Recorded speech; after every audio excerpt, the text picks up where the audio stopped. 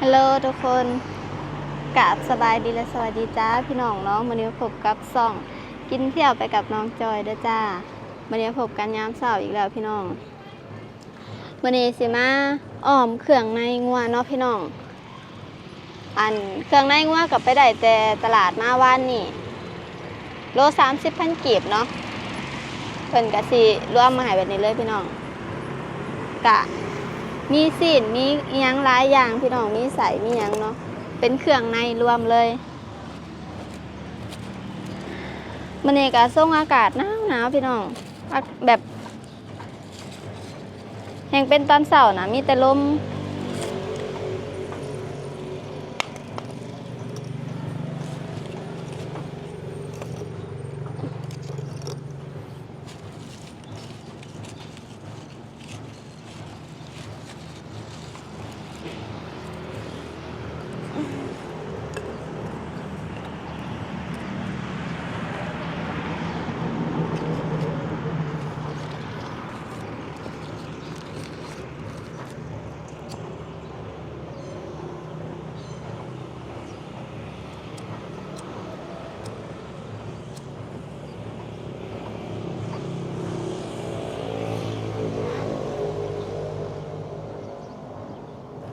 อากาศแต่ละบอนเป็นจังได๋แหละเนาะพี่น้องอยู่เวียงนี่ก็ถือว่านี่ก็หนาวเนาะช่วงพักหลังๆน่ะร้อนพี่น้อง2-3 มื้อหลังนะแต่ว่ามานี่น่ะหนาวได้ประมาณมื้อ2 มื้อแล้ว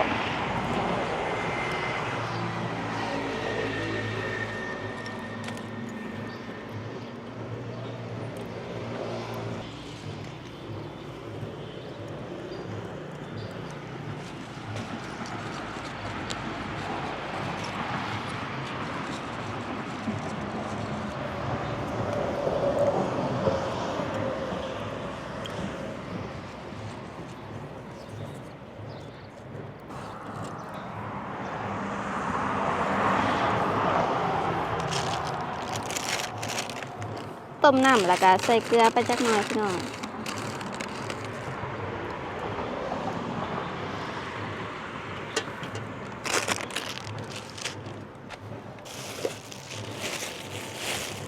มื้อนี้สิอ้อมใส่ผักใส่เด้อพี่น้องงาม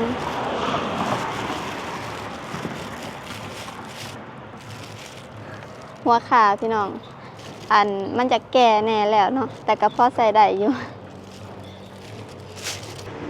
ซอยหัวขาลงพี่น้องบอกเลยว่าบ่เคยอ้อมเครื่องในงัวจ้าเสือพี่น้องแต่ว่าหนูคิดว่าน่าสิต้องต้มให้เปื่อยก่อนเนาะ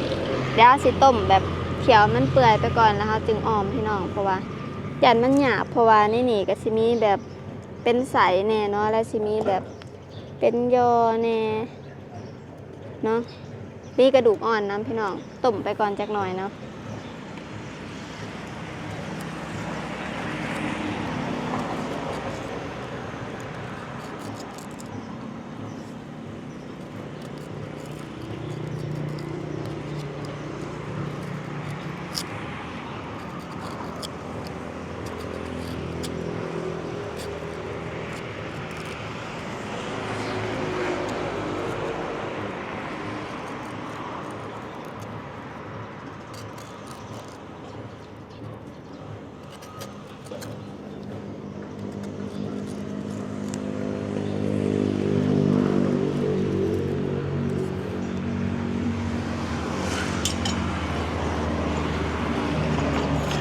เดี๋ยวรอให้น้ำฝดกันพี่น้อง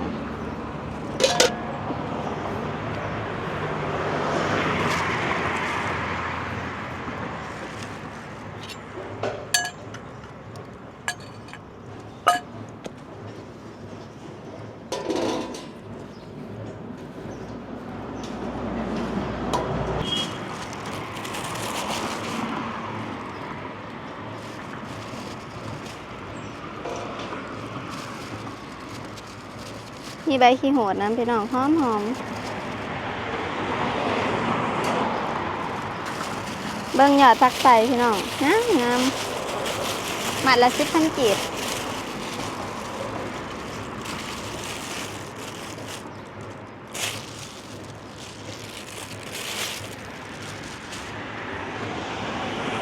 แม่ผู้เสียดายแต่บ่มีหมากมันพี่น้องบ่มีหมากเนาะกินแต่ยอดมันเอาเด็ดเอาพี่น้องมันจึงกินง่ายๆเนาะผู้ใดบ่มักขมก็บ่ใส่ก็ได้พี่น้องเอาผักอย่างอื่นมาใส่เนาะ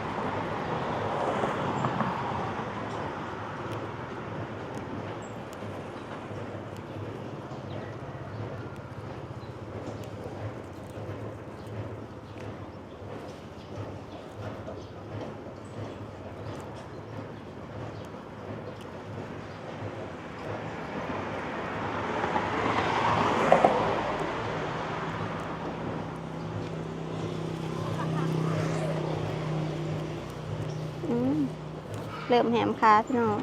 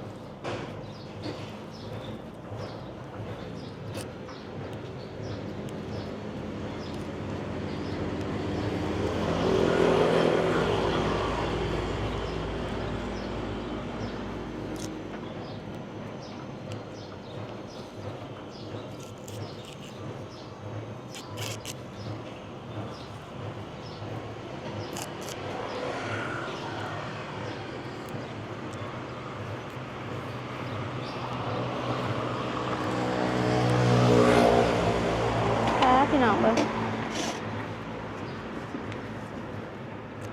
เดี๋ยวเด็ดไปอีกก่อนเนาะพี่น้องเพราะว่าเวลาที่เราใส่ผักอันนึงผักใส่น่ะ มันสิหยุบใบใบ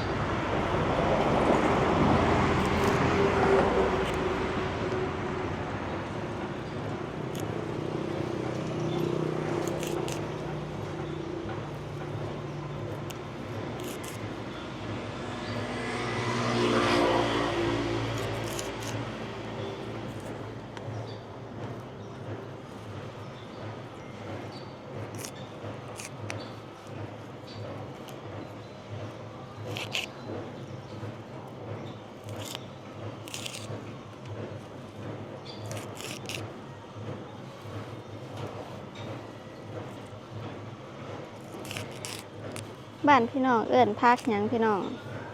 หมากมันนี่เพิ่นสิเอิ้นว่าหมากมะละขี้นกเนาะแต่ว่าบ้านหนูเพิ่นเอิ้นว่าหมากไส้เนาะหมากไส้หรือว่าแต่ละเขตเพิ่นก็เอิ้นอาจจะเอิ้นบ่คือกันพี่น้อง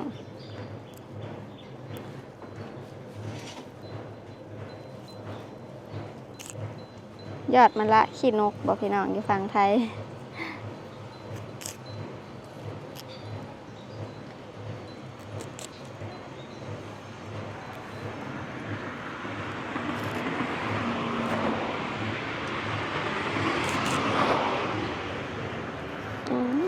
ได้หลายเติบเลยเด้อพี่น้อง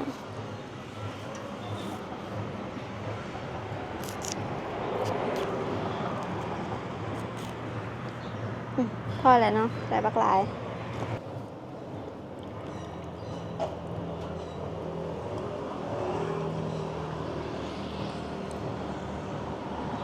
ป้าพี่น้องเบิ่งบ่แน่ใจว่าน่าจะเป็นหมางัวเนาะอันนี้จะเป็นยอพี่น้องดาวสิเอาลงไปแบบไปต้มเลย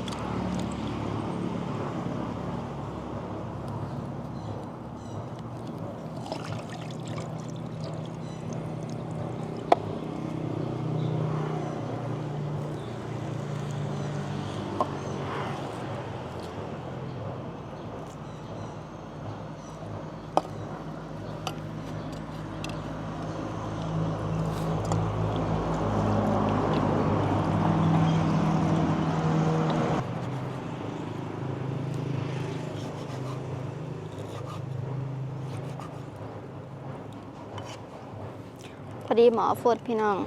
ซอยลงไปเลยเนาะ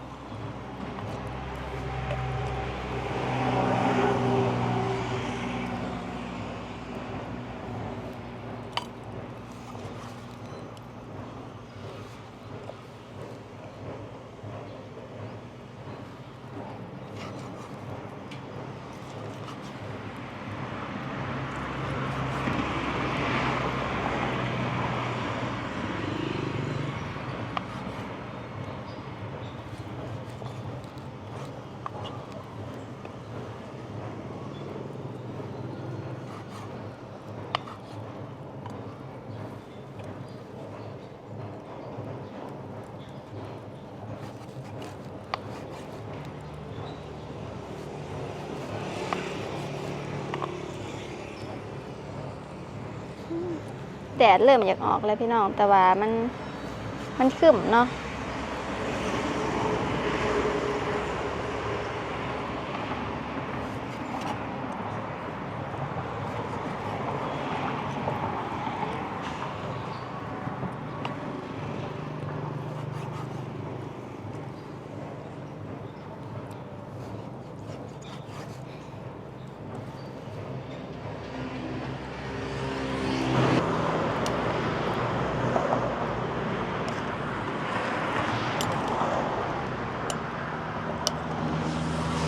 แล้วสิต้มตุนไปก่อนเนาะพี่น้อง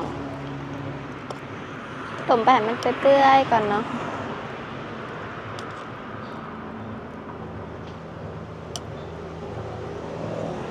ป้าทุกคนแดดเริ่มออกแล้วเนาะเดี๋ยวมาตำข้าวเบื่อไว้ก่อนพี่น้อง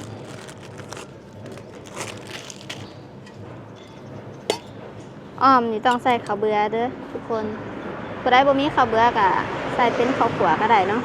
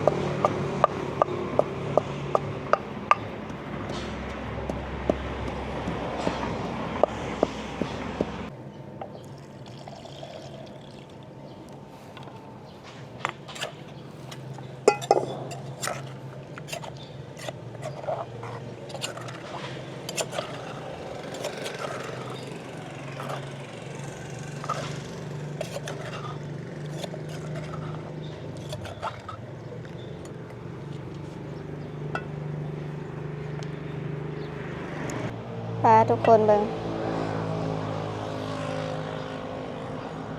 ถ้าผู้ใดบ่อยากอ้อมผู้ใดมักแบบต้มเครื่องในไปเปื่อยๆกะถ้ามีเพียเนี่ยก็เอาเพียมาลงใส่เนาะพี่น้องแล้วก็ต้มไปเปื่อยก็คือจิ้มแจ่วกินได้เลยเนาะป้าพี่น้องอันต้มตั้งแต่เช้าเนาะเขียวหลายชั่วโมงแห้งกว่าสิเปื่อยแต่ว่าตอนนี้ก็คือได้แล้วพี่น้องเบิ่งนี่ซิมเบิ่งเมื่อกี้นี่เปื่อยแน่แล้วเนาะเพราะว่าเฮากระต้มกะโอ้หลายชั่วโมงอยู่พี่น้องอันประมาณชั่วโมงปลาย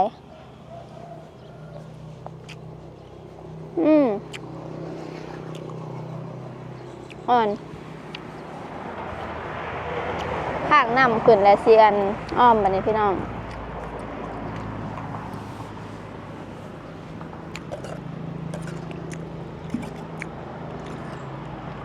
อ้อมนี่ก็คือสิบ่ยากพี่น้องเพราะว่าถ้ามีแต่จะใส่ข้าวเบื่อแล้วก็สิใส่พักลงไปเนาะเพราะว่าเนื้อเฮาก็ต้มเปื่อยแล้วเนาะแต่ว่าตอนนี้ก็คือแบบ11 โมงแล้วพี่น้องเพราะว่าคันมันต้มบ่เปื่อยมันก็สิบ่เป็นตะกินเนาะแบบมันจะหยาบนะพี่น้องเครื่องในเพราะฉะนั้นแล้วเราต้องต้มให้เปื่อยเอาลงเลย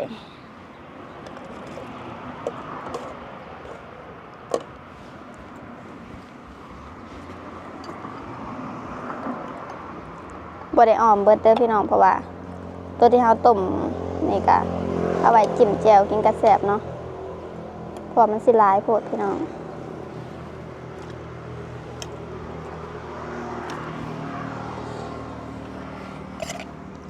ข้าวเบื่อก็ใส่ลงไปเลย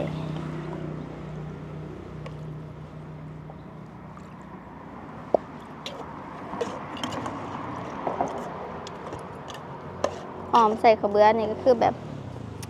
หอมกินข้าวขัวพี่น้อง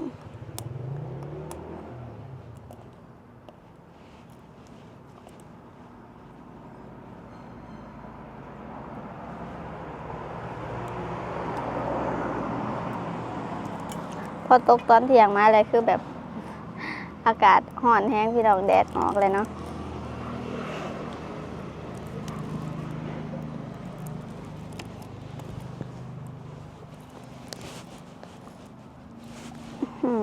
แกงหยาให้พี่น้อง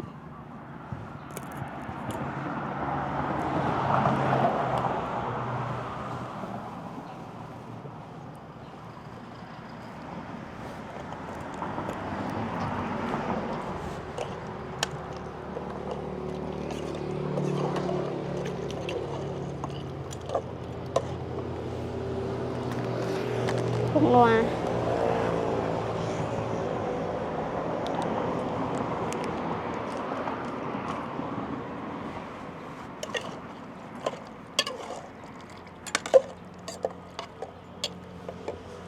พัก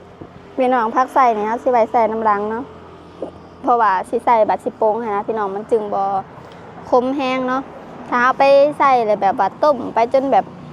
เปื่อยนะบอกเลยว่าคมจนแบบกินยากพี่น้อง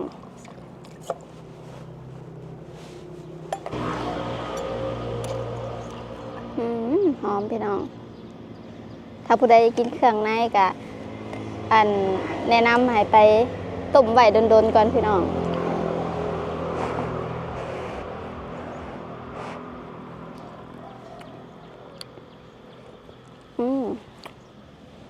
เดี๋ยวคือต้มสีในงานดองเลยพี่น้องใส่ผักใส่ลงไปเลยผักใส่ก็ถือแดดจนเหี่ยวพี่น้อง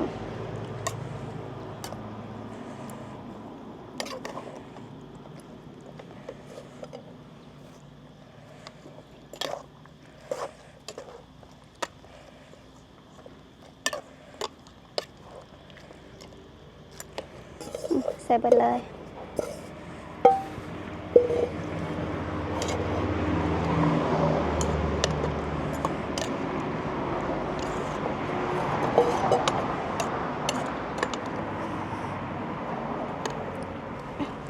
ปรุงเลยพี่น้องยันมันขมแห้งเนาะพอพักใส่มันสุกง่ายคือพักกันนั่งตู ซีมกันเด้อพี่น้อง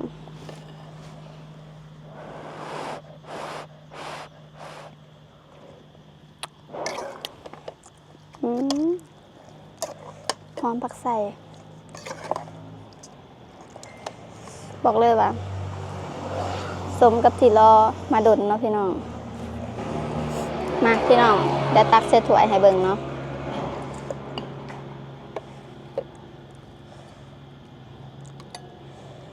ถ้าผู้ใดมักแบบให้ความคมมันออกเนี่ยก็ต้มอีกก่อนจักหน่อยหนึงพี่น้องให้ความคมของผักใส่ออกเนาะแต่ว่าหนูหมักซ้ำนี่ก็เลยต้มซ้ำนี่